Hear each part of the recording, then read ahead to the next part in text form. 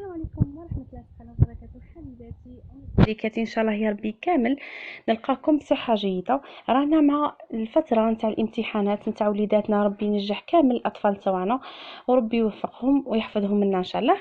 فجبت لكم اليوم هذه الوصفة اللي ما راهيش نتاعي، راهي تاع الوالدة الام نتاعي، ربي يحفظها وربي يخليها لي.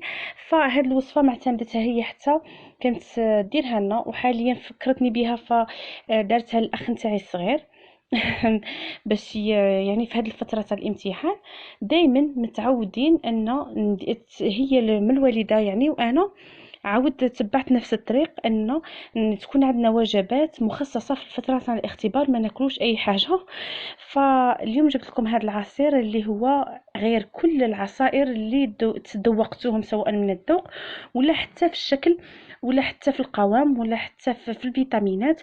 فعصير قمة في الذوق، قمة منبع كل الفيتامينات، ممتاز ممتاز للتركيز للذكاء. شوفوا البنات، لما نقولوا الذكاء فهذا الشيء ما راناش نقولوا انه كي يشرب كاس عصير غدا يصبح ذكي. فمع الوقت، مع يعني لما هذا العصير نعتمدوه فتره طويله مع الاطفال تاعنا، فمع الوقت راح تلاحظوا فرق عند الاطفال نتاعكم، راح تلاحظوا فرق كبير كبير كبير في الادراك. يعني الطفل راح يولي عنده، يولي واعي، يولي يفهم، يولي يستوعب يعني هذه الامور. مع يعني وراح كامل تكتبوا لي في التعليقات لما تجربوا هذه الوصفات، وباذن الله راح تعطيكم في الفائده وراح تعطيكم النتيجه اللي راكم حابينها. وراح ندير لكم فيديو مخصص على هذا الامر، فان شاء الله غير يكفيني الوقت. شوفوا البنات، اول حاجه استعملت هنا كيلو نتاع الجزر مع كيلو نتاع الكابويه الحمراء، اليقطين، كل واحد كيفاش يسميها. فجبت هنايا الجزرات كامل، نقيتهم غسلتهم وراح نقطعهم في لاكوكوط دوائر، يعني تقطيع عشوائي. نجيبوا الكابويه، انا شريت الكابويه فيها حوالي 1.5 كيلو، يعني حجم صغير، فاستعملت كيلو. غسلته قطعته، راح نديرهم يصفروا. انا راح نستعمل طنجره الضغط لا كوكوت مينوت، ولكن اذا راكم حابين تغلوهم في الماء فغلوهم. اللي يقولوا لي اننا نحبوا نبخروهم، فاحنا رانا محتاجين هذا الماء رانا محتاجينه بزاف. فراح الان راح نواصل انا في التقطيع،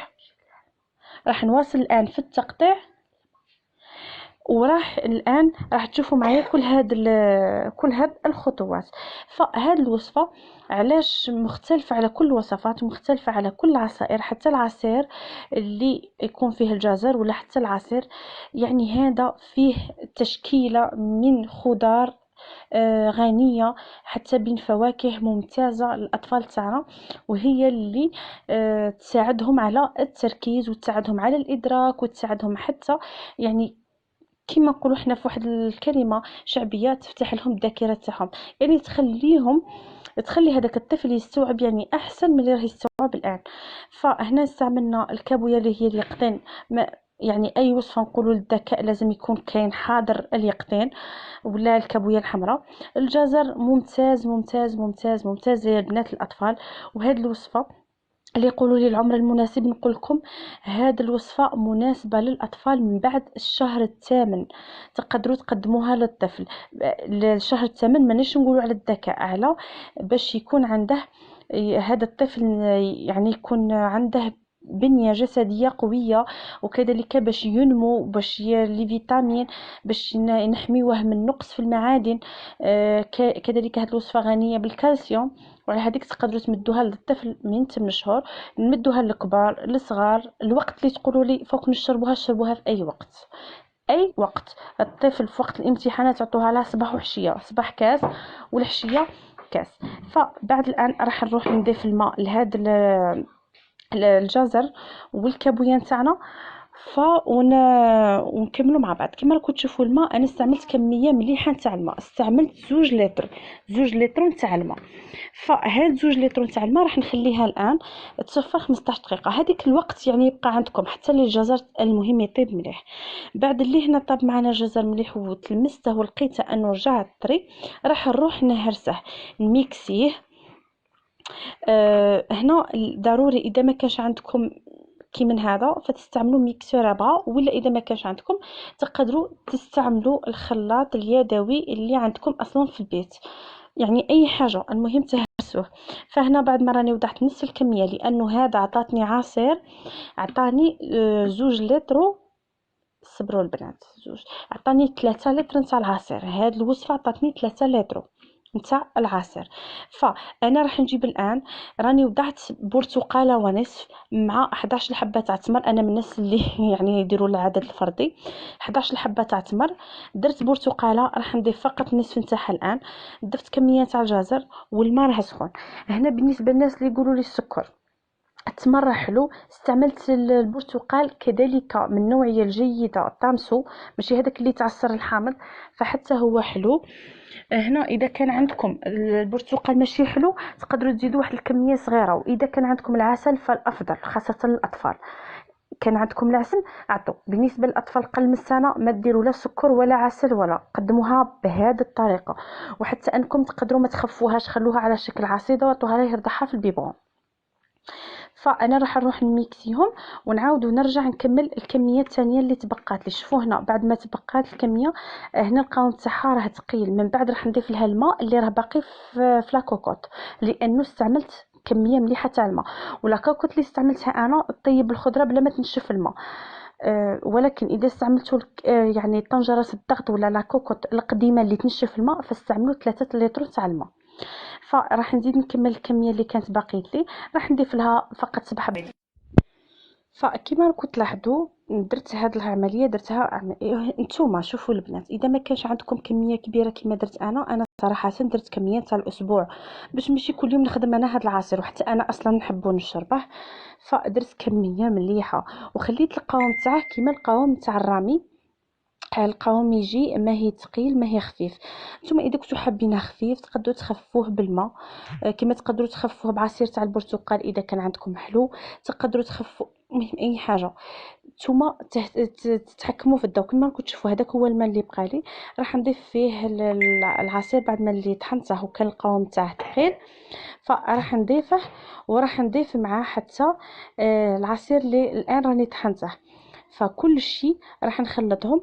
فالذوق جاني بنين، يجي فيه شويه نتاع الحموضه وجاني منعش، يعني حاجه بنينه، حاجه حبوها ولادي وشربوها. فعلى هذيك ما حبيش انا نزيد السكر. كما قلت لكم التمر راه عنده حلاوه، درنا 17 حبه تاع التمر، درنا كذلك 3 تاع البرتقالات حلوين، يعني حلاوه تاع السكر. على هذيك عطاوني واحد الحلاوه بنينه. وجايد الجزر من الاصل الطبع نتاعه انه فيه هذيك الحلاوه، بمعنى العصير راح يجيكم بنين بلا سكر. هذا هو. فالان انا اللي ننصحكم بها انه ننصحكم توضعوا هذا العصير في قارورات نتاع الزجاج وتحتفظوا فيه.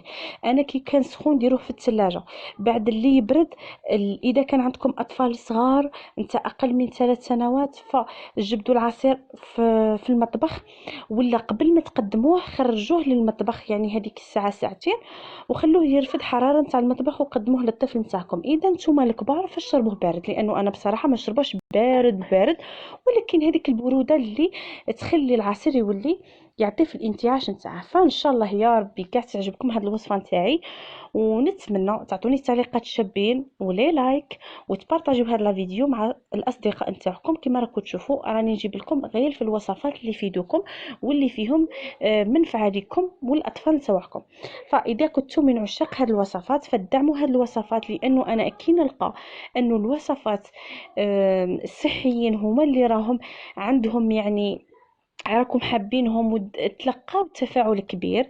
فانا راح توجور نحط لكم في جديد، ودائما راح يكون معايا جديد. فنتلاقاو البنات في التعليقات. فبليز راني عارفه كاين معنا حباباتنا الشاطرات، راني عارفه بنات بلادي كي دايرين وكاع شاطرات. فكل واحد خلينا في التعليقات يعني اذا عندها عصير مختلف فكره في العصير تعطيني اضافه. انا نتقبل كامل التعليقات، حتى التعليقات السلبيه نرحب بهم، لانه نتعلم منهم حتى اذا ما كانش تعليق يعني في محل تاعه ولكن مليح مقبول. فانا كامل التعليقات راني نقراهم، اللي عندها شي اضافه تخليها لنا. فنقول لكم السلام عليكم ورحمه الله تعالى وبركاته.